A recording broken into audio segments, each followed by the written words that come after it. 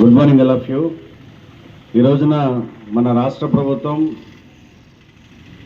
స్వచ్ఛాంధ్ర స్వర్ణాంధ్ర అనేటువంటి ఒక నినాదాన్ని ఇచ్చి ఆంధ్ర రాష్ట్రం అంతటా ఒక స్వచ్ఛత అనేది కనపడాలని చెప్పి ఈ స్వచ్ఛతలో భాగంగా మనం అనేక కార్యక్రమాలను నిర్వహిస్తున్నాం. అందులో మొదటిది సాలిడ్ వేస్ట్ మేనేజ్మెంట్. అంటే మన ఇళ్లలో మనం విడుదల చేసేటువంటి జనరేట్ చేసేటువంటి చెత్తను ప్రాపర్గా కలెక్ట్ చేయడం, దాన్ని ట్రాన్స్పోర్ట్ చేయడం, తర్వాత ప్రాసెస్ చేయడం, అదేవిధంగా వచ్చినటువంటి చెత్త నుండి మనం సంపదను తయారు చేయడం. అందులో భాగంగా మన సాలిడ్ వేస్ట్లో ప్లాస్టిక్ వేస్ట్ కూడా ఒకటి. అయితే ఈ ప్లాస్టిక్లో ముఖ్యంగా సింగిల్ యూజ్ ప్లాస్టిక్, అంటే ఒకేసారి వాడి పడేసే వస్తువులు. పిల్లలు మీరు అందరూ చూడండి, ఇక్కడ చిన్న చిన్న పాలిథిన్ కవర్లు, డిస్పోజబుల్ గ్లాసెస్, అదేవిధంగా కవర్స్ ఉన్నాయి, పాలిథిన్ కవర్స్. ఇవన్నీ కూడా ఏంటంటే ఒకసారి వాడి పడేస్తాం. అయితే వీటిని ఎందుకు మనం అవాయిడ్ చేయాలంటే ఇవన్నీ కూడా సింగిల్ యూజ్ ప్లాస్టిక్, అంటే ఒకేసారి వాడి పడేసేవి.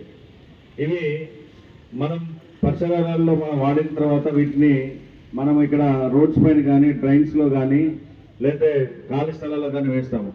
వేసిన తర్వాత అవి ఖాళీ స్థలాల్లో కావచ్చు, భూమిలో కావచ్చు, కుళ్ళిపోకపోవడం వలన అవి కొన్ని వందల సంవత్సరాల పాటు అలానే ఉండడం వలన ఆ నేల కాలుష్యం అవుతుంది. రెండవది, ఈ ప్లాస్టిక్ పేపర్లు, కవర్లు, గ్లాసులు అవన్నీ కూడా ప్రతిరోజు మా శానిటరీ వర్కర్లు వారు కొన్ని కేజీల కొద్దీ ఈ కాలువల నుంచి బయటకు తీస్తూ ఉంటారు. ఈ ప్లాస్టిక్ అంతా వెళ్ళి డ్రైనేజెస్లో అక్కడ కలెక్ట్ కావడం వల్ల డ్రైన్స్ క్లాగ్ అవ్వడం జరుగుతుందండి. అదేవిధంగా ఇప్పుడు మన శానిటరీ వర్కర్ చెప్పారు, ఈ ప్లాస్టిక్ కలిసి పోవడం వల్ల గేదెలు కావచ్చు, పశువులు కావచ్చు, తినేటప్పుడు తెలియకుండా ప్లాస్టిక్ కూడా నమిలేసి తింటూ ఉన్నాయి. ఆ విధంగా అవి ప్రమాద బారిన పడి చివరికి గేదెలు చనిపోతున్నాయి. మనుషులు కూడా ఈ ప్లాస్టిక్తో కూడినటువంటి ఈ ముఖ్యంగా వేడి వస్తువులు ప్లాస్టిక్లో పార్సల్ చేయడం వల్ల అందులో ఉన్నటువంటి కొన్ని కార్సినోజెనిక్ ఏజెంట్స్ అనేటువంటివి మెల్ట్ అయిపోయి అవి మనకి బాడీలోకి ప్రవేశించి చివరికి క్యాన్సర్ బారిన పడుతున్నారు. ఈ రోజున ప్లాస్టిక్ వల్ల ఉన్నటువంటి ప్రధాన ప్రమాదం మనకు క్యాన్సర్. ఈ రోజున దాదాపు ప్రతి 100 మందిలో 70 మందికి క్యాన్సర్ బారిన పడుతున్నారంటే కారణం మన ప్లాస్టిక్ తెలుసో తెలియకో మనం దాన్ని ప్లాస్టిక్ కారక కార్సినోజెనిక్ ఏజెంట్స్ మనం భక్షించడమే. కాబట్టి అందరూ కూడా తెలుసుకోవాల్సింది, ప్లాస్టిక్ వలన ఈరోజు ప్రమాదం లేకపోవచ్చు, కానీ భవిష్యత్తులో ఖచ్చితంగా ప్రమాదం ఉంది. కాబట్టి ఈ సింగిల్ యూజ్ ప్లాస్టిక్ 120